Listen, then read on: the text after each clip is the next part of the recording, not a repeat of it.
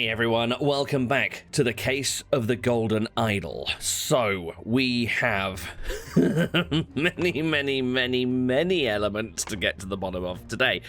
I've taken a moment to arrange all of the clue words that I have so far, but I noticed that I'm still missing two here.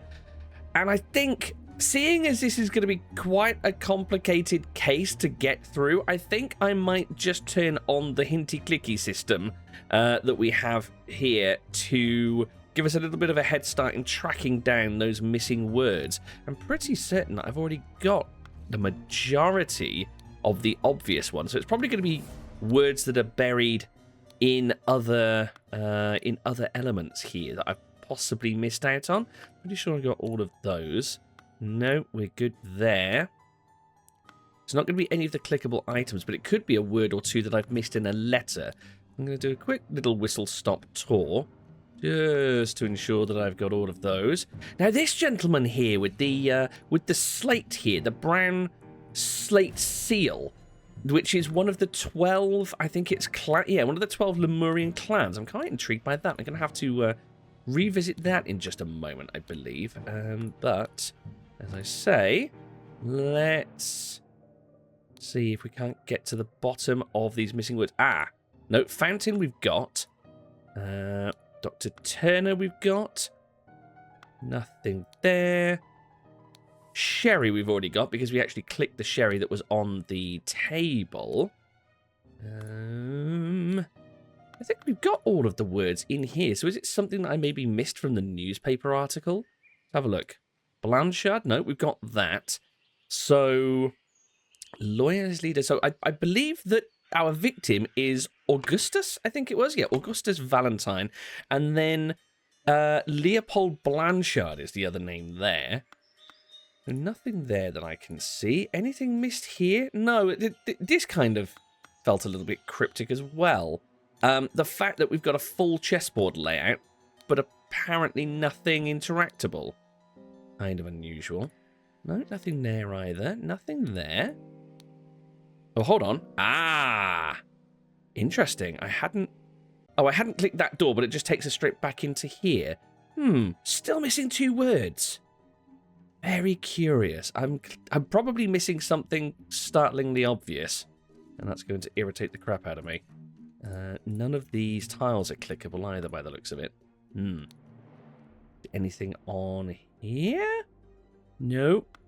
Doesn't appear to be. Okay. No matter. Unless it was something on our victim. Maybe. Nope. No, and I'm still a little bit perplexed as to what this could possibly be. I thought it might have been maybe an item of jewel. Wait, it's not like a seed from... Hold on, let's just check this board. It's not a seed from here, is it? By any chance? Maybe... No, doesn't... Nothing directly resembles it. It's like a white ball with sort of a gold leaf around it, I guess, and a red dot. But yeah, I can't see. Oh, wait, hold on. Oh! Your missing button is more than enough proof that you did it. That's what it is. It's the button from Leopold's jacket. I meant to investigate that. So, Augustus seemingly grabbed one of Leopold's jacket buttons in the fray. Interesting. How would he have come across that if it didn't directly involve Leopold? Okay.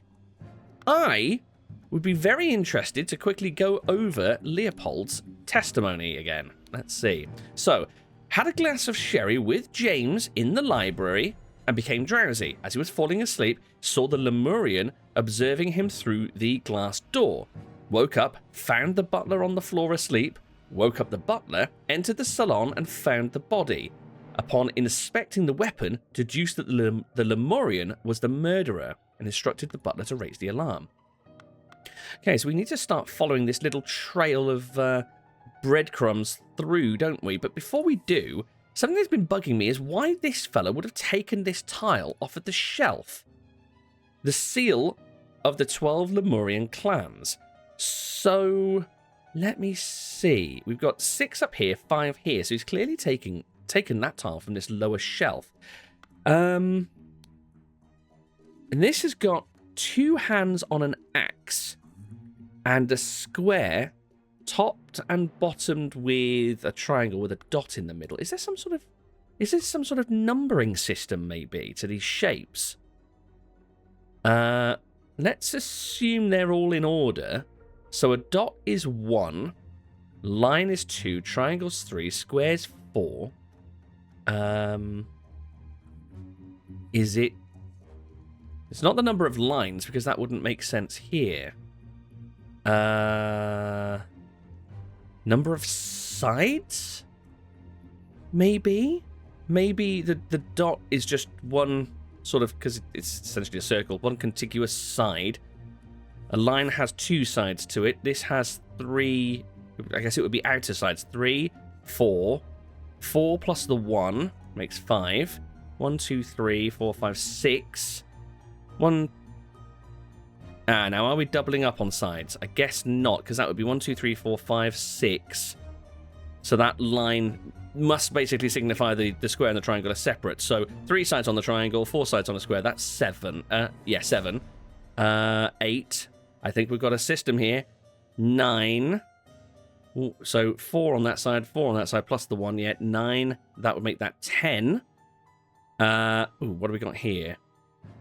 So is this just 4 triangles pressed together, or is this 4 triangles and a square? Let's go square. So square has 4 sides, plus 3, plus 3, plus 3. Wait, no, that can't work. Hold up. If it's just the triangles, that'd be 3 plus 3 plus 3 plus 3. 12. That's 10. Oh, we're missing an 11. Yes, that would be the 12th. 3, 6, 9, 12. Yes, so how many sides would this be? So a square has 4 sides, plus the 3 of the triangle makes 7, plus the 3, yes, here. Wait, what did I say? Makes 10, plus the dot makes 11. So this is the 11th slate. So this is supposed to come here between the 2 hands and the 2 bugs. So the 2 hands holding the axe is... So this is the... So he's presumably from the 11th Lemurian clan, I guess. Seeing as he seems to have an affinity with this title. With this tile, even. Right. Great. Crack that mystery. No idea how it plays into the larger case. Anyway, let's go back to the whole breadcrumb trail thing. So Leopold believes that he saw the Lemurian observing him through the glass door. Then he fell asleep, woke up the butler, and then tried to pin the blame on the Lemurian himself. What was the Lemurian's name? Ergin Patu. So let's take a look at Ergin's account. Slightly difficult to understand what he says, potentially because he has challenges with our language, but claims that everything young Master Bell says is absolutely correct. So who was Master Bell? Gideon. So Ergin is placing his faith, and potentially his fate, in Gideon's hands. So what does Gideon say? Gideon claims that he played croquet with Ergin in the morning out on the croquet field. They got bored and went to drink tea in the tea house. Now, let's just take a quick look. So, according to him, it's Gideon Bell and James Turner that drank tea in the House of Tea. 2 cups of spicy-smelling tea. One is almost empty. The other is untouched. Spicy-smelling tea.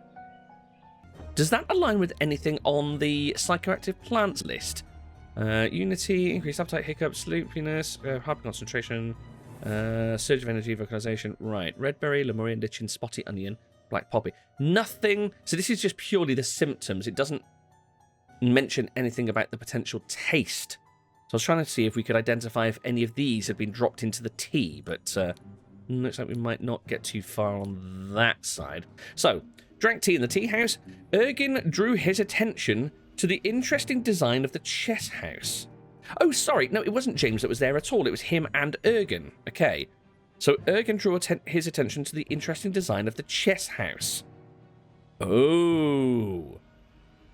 They then saw Lord Cock lecture the butler. Okay. then saw Master Turner come to the chess house. Master Turner is James, the good doctor, come to the chess house and send the butler away. So they'd moved from the tea house to the chess house. Ergen suddenly took a very keen interest in the design of the chess house. I think that's a clue right there. They found that Alistair Cock was already in the chess house, lecturing the butler. Master Turner came, sent the butler away, just as Ergen was remarking on the beauty of the chess house, and then they saw Alistair leave the chess house and return shortly afterwards. So, it sounds as though... I wonder if we can begin piecing together the locations of these individuals at the time that the body was found. So, then... I'm guessing this may mean that both Gideon and Ergen... Ergen? I'm not entirely sure how to pronounce that. Were potentially at the chess house when the body was found. I'm guessing the accounts would all end at the approximate time that the body was found, which means that they were present, and Alistair and James Turner, I guess, because it doesn't mention James leaves. I'm guessing they would all be at the chess house. So, let me see. So that would mean that James Turner, the doctor, was at the chess house. The butler was not. He was dismissed. The young man would be at the chess house. The prince. Is Ergen a prince? I guess so. Who else we've got? The gardener, the loyalist, the butler, the doctor, the general, the young man, and the prince. Okay, so yeah, I guess the prince is Ergen. So Ergen was at the chess house. Bit of a question mark over Alistair, the general, because it says that he went away and came back. I'm going to tentatively put him at the chess house as well. And yes, all four. Cool.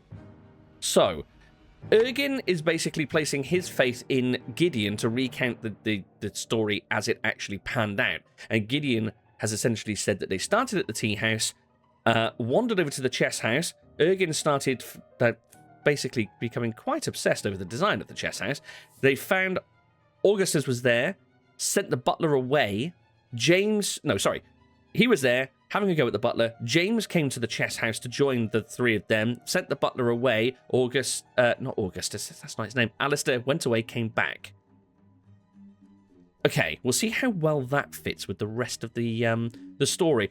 But I'd like to just concentrate on Ergen being super duper obsessed with the design of the chess house. That makes me wonder whether the tea had been laced with Lemurian lichen.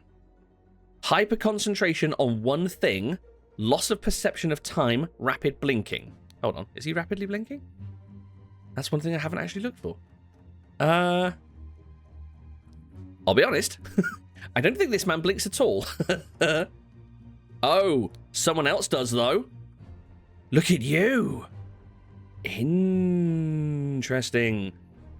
Oh, there's the word. There's one of the words that I was missing. Oh, so it might have been from the actual accounts speaking to them. I'm just going to quickly run my my cursor over these to see if I've missed any more. But yeah, so it looks like the tea was laced with Lemurian lichen. Maybe the good prince had dropped it in there. But it looks like the one cup of tea that was actually drank more than the other may have been consumed by Gideon, because he's the one with the flicky eyelids. Okay, hoping that I can just get this last word cracked before we move on with our deductions. But it's looking like no. Damn, I'm one word short. Oh, man. Okay, no matter. Let's continue. Continue with the deductions. So we've heard from Leopold, Gideon, and Ergen. Now, James, the master of the house here, claims that he drank a glass of sour sherry with Blanchard, who is Leopold, in the library in the morning. Then he went to the chess house where he found Lord Alistair and the butler. So far, seems to check out. Ordered the butler to clean up the library and get rid of the bad sherry. Ah. So James and Leopold had potentially consumed bad sherry. Spent the rest of the time playing chess with Alistair until the alarm was raised. As master of the house, he led the interrogation of the suspects. Interesting. So these accounts, these testimonies, were not compiled by the constable here, but by James Turner. Now, something doesn't quite match up. He ordered the butler to clean up the rest of the library and get rid of the bad sherry, and spent the rest of the time playing chess with Alistair until the alarm was raised. Gideon, however, had mentioned that Alistair left the chess house and then returned. So those accounts don't quite match. Not enough to go on just yet, I don't think, but worth bearing in mind. So, Alistair Cock claims that in the morning he practiced chess at the chess house and educated the butler on his lack of military training. Okay, so it sounds like he could have got a little bit haughty and high and mighty and started having a go at the butler, calling him a layabout or what have you. Not serving his country, yada yada yada. That could be the reason for the bust-up between those two. Sometime in the afternoon, Dr. Turner arrived and sent the butler away. So far, so good. They played together, and he was very close to winning when the alarm was raised. So that's now 2 accounts of Alistair staying in the chess house, whereas Gideon says that he left and returned. Interesting. Billiam, the gardener, stupid name, claims that, sorry if you're watching this and your name is Billiam, but it is a stupid name. Pruned all morning by the chrysanthemum bush. Saw the young gentleman and the foreigner leave the croquet and go behind the manor. Wait. What? Saw the young gentleman and the foreigner, so that's Gideon and Ergin, leave the croquet and go behind the manor. So hold on, where's the chrysanthemum bush? I think it's the one in the southwest, isn't it? Yeah. So he was pruning the chrysanthemums, saw Gideon and Ergin leave this set and then wander around to the back of the house. But Gideon never mentioned... Never mind. Yes, he did. Forgot that bit. Okay, so they started out playing croquet, went to drink tea in the tea house. Okay, fine. So that actually does match up so far. Fine, that's all good. In the afternoon, moved to the rose bush. From there, saw Lord Augustus leave the fountain at around noon. Continued his work on the roses until the alarm was raised by Mr. Hill. Now, who's Mr. Hill? Mr. Hill is Podrick, the butler. Oh. So, the gardener says that the butler raised the alarm. But in Leopold's account... Oh, no, never mind. Yes, it did instruct the butler to raise the alarm. So that's fine. That all matches. Let's see. Right, okay, so fine. Yeah, so he was working on the chrysanthemums, saw Gideon and Ergin stop playing croquet because they were bored and go towards the tea house. That makes sense. That follows so far. Fine. This is also the first account of the movements of Augustus when he was still alive. So saw Lord Augustus leave the fountain at around noon. So I'm wondering if the newspaper therefore comes into play. So, if he was at the fountain until around noon, perhaps he was sat on the bench here. In fact, let's see if there's anything else clickable. No, there doesn't seem to be. Perhaps he was sitting reading this paper. Okay. We can come back and revisit that. Head back inside and hear the last account from Podrick. Who's Podrick? Oh, the butler. Claims that served Lord Alistair in the chess house in the morning. Served him in the morning. Okay. His master arrived. So it doesn't mention anything about being lectured, although I suppose being the consummate professional that he is, probably wouldn't note that one of his master's guests had berated him over not joining the military. But anyway, his master arrived and instructed him to dispose of the spoilt sherry that he and Lord Leopold had drunk, and then go to assist Mr. Spade in the garden. Now that's a slight variation. I don't think we've heard anybody say that they instructed him to go and help the gardener. Ordered the butler to clean up the library and get rid of the bad sherry. Yeah, no mention of telling him to go and help Mr. Spade, but okay. On entering the library to take away the glasses, he found Lord Leopold asleep. Leopold said he had the sherry, became drowsy. As he was falling asleep, saw the Lemurian observing him through the glass door, which doesn't fit with other accounts. Woke up, found the butler on the floor asleep, and then woke the butler. So hold on, what does Podrick have to say about that?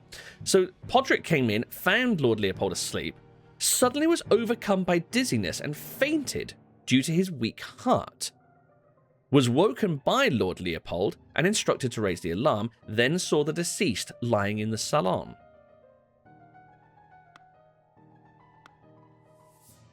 Well, I'm none the wiser. Okay, let's investigate the sherry.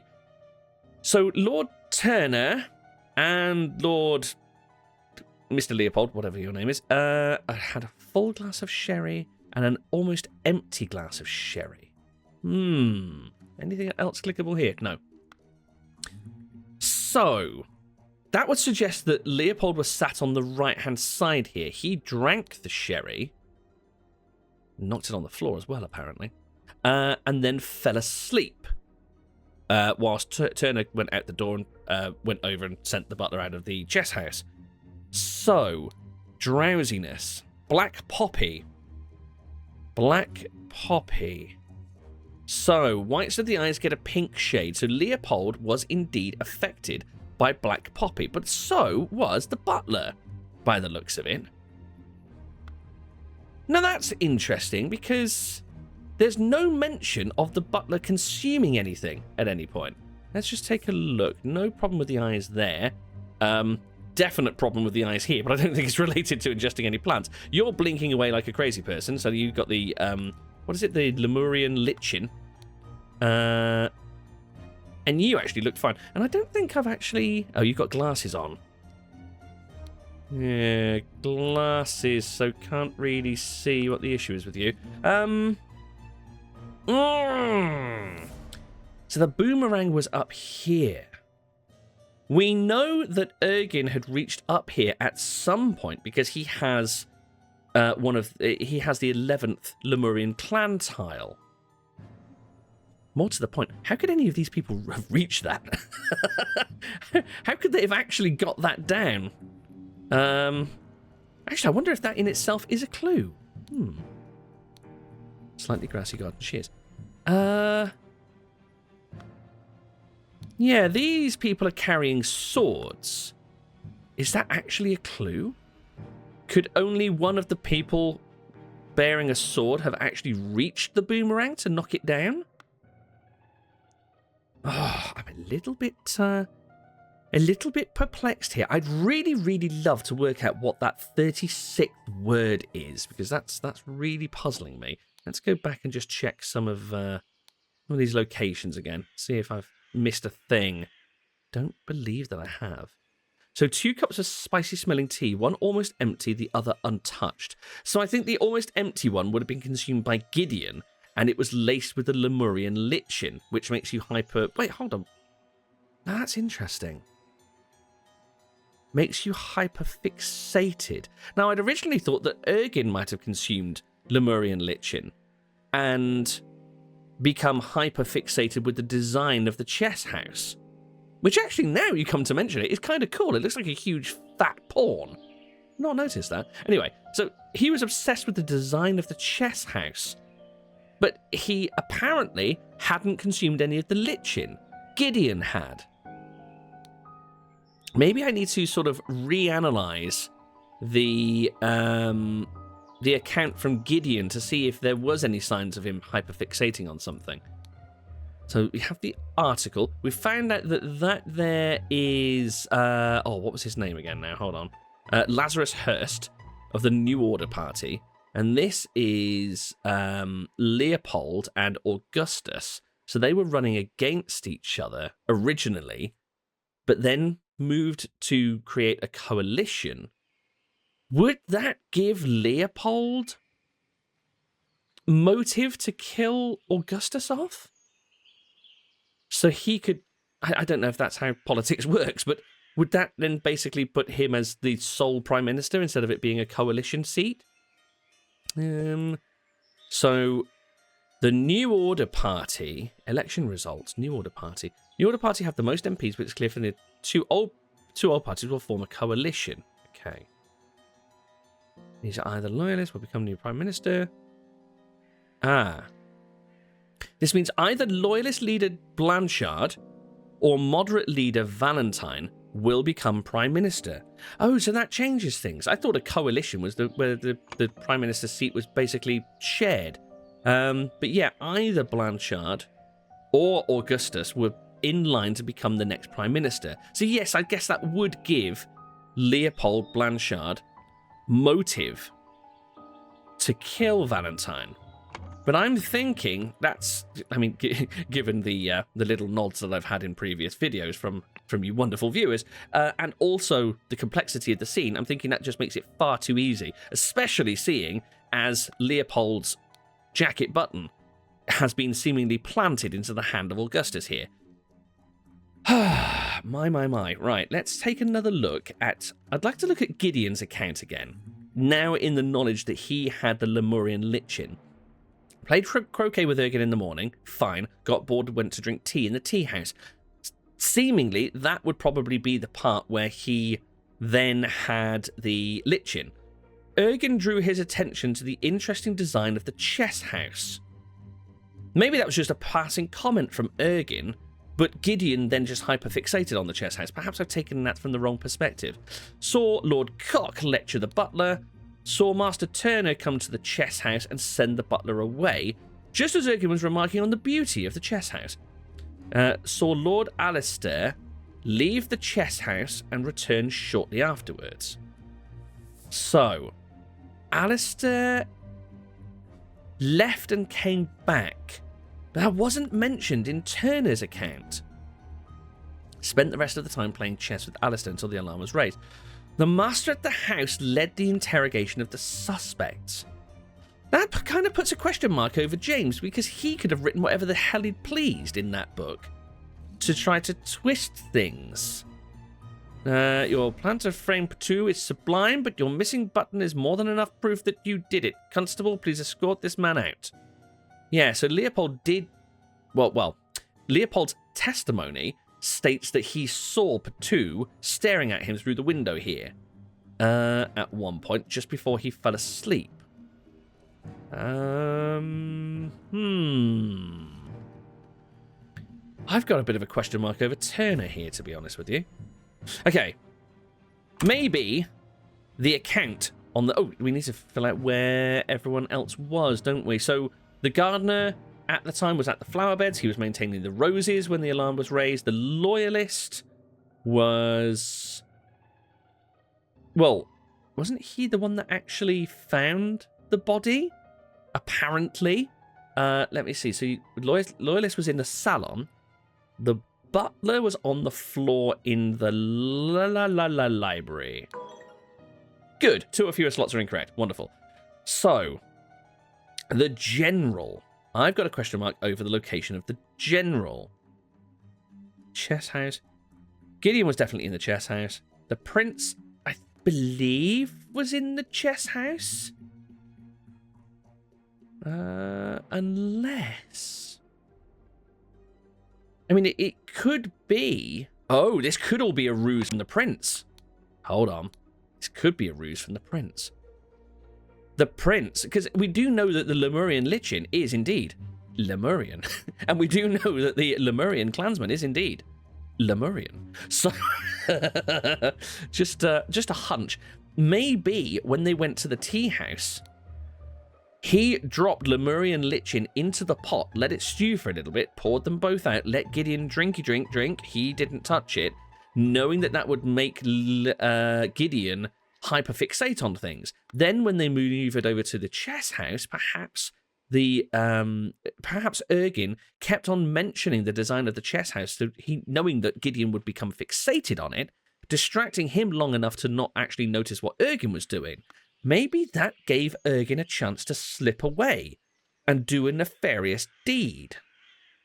It's a new little line of inquiry. So, Gideon's account at the end saw Master Turner come to the chess house, send the butler away, just as Ergin was remarking on the beauty of the chess house. But then noticed Lord Alistair leave the chess house and return shortly afterwards. No word on whether Ergin may have left. And Leopold says that he was just falling asleep and then saw the Lemurian observing him through the glass door. So the glass door is situated here. Actually, that doesn't necessarily indicate anything. That could have been the Lemurian staring at him through the door whilst they were finishing their game of croquet before moving round to the tea house. Perhaps Leopold did genuinely see Ergin there, and Ergin just happened to be glancing through the door. Perhaps Leopold's just taken a bit of an objection to the Lemurian. But, yeah, it does kind of raise a question mark over Ergin here. I think he may have intentionally spiked the tea to use Gideon as a scapegoat. And that's kind of why he's so keen. I mean, there is the language thing, but why he's so... Wait, hold on. No, there isn't a language thing, is there? There isn't a language thing. Because he received a letter from somebody else in the clan written in perfectly good English that he apparently could understand. I don't think there is a language barrier at all. I think that was put on. Serious questions over Ergin here. Okay, anyway, let's see. We'll come back to the locations. Let's see how things might fit into the actual account of the case. So, early in the morning, someone did something to someone in the somewhere, and something a thing. Meanwhile, in the somewhere, someone, something, someone, and something a Lemurian thing from the place. In the location, at around noon, someone, something, someone, and something the thing on him to something someone. Good. That casts a light over it. So early in the morning, let's break this down to what we know. Early in the morning, a person possibly drugged someone in the something and did something with an object. Wait.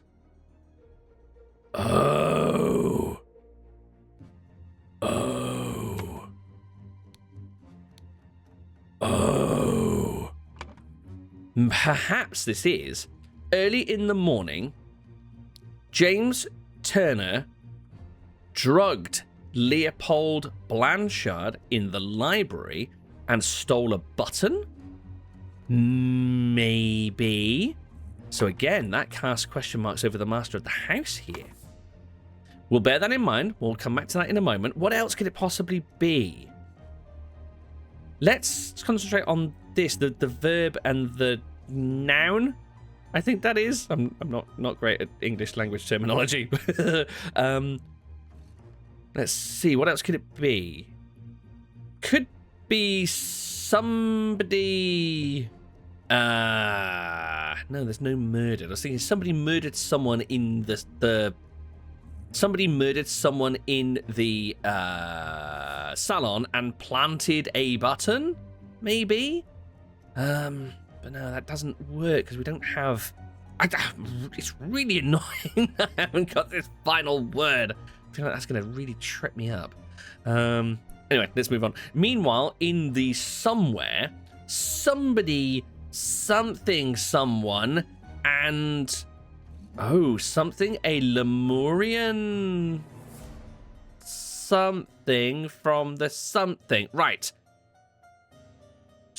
That's got to be stole a Lemurian seal from the where are you? Salon, right? Gotta be. So that's got to be Ergin Batu. Now that would qualify Leopold's account that just before he fell asleep, he saw Ergin looking at him. So maybe Ergin spotted that James Turner had gone. Leopold Blanchard was the only one left in the room who was falling asleep. And then maybe just before he went over to the tea house with Gideon, crept in to steal the seal, the 11th seal. Let's just revisit that letter that Ergin got here. I heard you got invited to a party by the director of the Seven Seas Company himself. I know you hate associating with these invaders and thieves, but this might be the opportunity that we seek to reclaim our honor. Well, maybe the honor isn't sort of figurative. Maybe this is some sort of ancient seal. Maybe these have been passed down through hundreds of years by the various different clans of Lemuria, or wherever they hail from. But Western plunderers have gone in and basically conquered all of these different clans and took their seals from the individual chiefs. And now James has got them on his wall, so he's come back to reclaim the honor of his clan. Okay, so I think he was definitely creepying through the house to take that seal, which lends a little bit more weight to Leopold's account of things. So could it be that James drugged Leopold in the salon and something? So I'm thinking it is stole a button. Maybe. Anyway, meanwhile, in the somewhere, somebody, something, someone, and stole a Lemurian seal from the salon. So Ergin is one of these two names. But Ergin, what? Drugged? Maybe in the tea house? Ergin drugged Gideon and stole a Lemurian seal from the salon. That doesn't flow. That doesn't really make sense. It's like he suddenly warped from the tea house into the salon. But I'm pretty sure that's got to be... the only other thing that it could possibly be is a Lemurian club. Well, he's got a Lemurian club on him, but the Lemurian club hanging on Turner's wall is still there. It's still present. So I don't think... Yeah, I don't think that fits. I think it's the seal. Anyway, next. In somewhere at around noon, someone, something, someone, and the something on him to... No, okay. This is all falling apart. At around noon. Now, the only account that I think we have of noon was Billiam's account of Augustus leaving the fountain at around noon. Was there any other... Woke up, found the butler on the floor asleep, woke up the butler into the salon. Okay, I don't think there's any account from anybody else as to an actual time that things occurred. Drank a glass of sherry, went to the chess house where he found Lord Alistair, ordered the butler. So, I'd be quite interesting to hear other people's accounts of the movement of Lord Turner here. I believe that Gideon mentioned something about him. Played croquet with Ergin in the morning.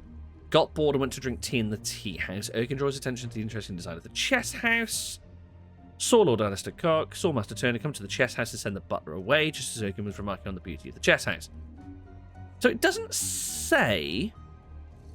Oh, interesting. I may have made an assumption here. It doesn't actually say that they left the tea house. Purely that Ergin was drawing Gideon's attention to the chess house, which, given the positioning of the cup that's almost empty being on this side, meaning that Gideon would be sat on this side of the tea house, gazing this way across to witness the design of the chess house, which again may give Ergin a slight chance to slip out, come in through the library and remove the seal and then creep back out again. So, is there a possibility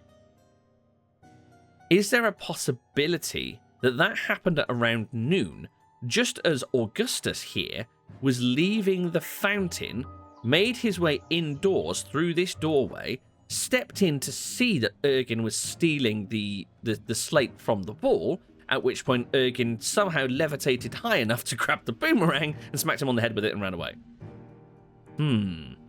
But then that feels too easy, because that's looping back round to Mr. Turner, kind of basically pointing the finger at Leopold, trying to frame Patu. Oh, gosh. Let's see. Early in the morning, someone... Let's go with the James Turner and Leopold Blanchard thing. Early in the morning, somebody drugged someone in the... So perhaps James Turner drugged Leopold Blanchard in the library and stole a button. But why? But why? Why would he do that? Why would he do such a thing? Early in the morning, James Turner drugged Leopold Blanchard. And no, that doesn't... I feel like that sort of... As a sentence, it flows beautifully, but it just doesn't seem to fit the chain of events. What possible reason would James Turner have to frame Leopold Blanchard for the murder of Augustus Valentine, unless James had a vested interest in...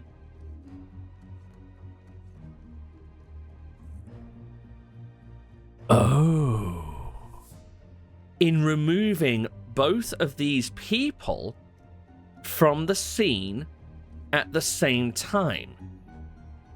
Kill Augustus Valentine, the leader of the... I think he was the moderates, wasn't he?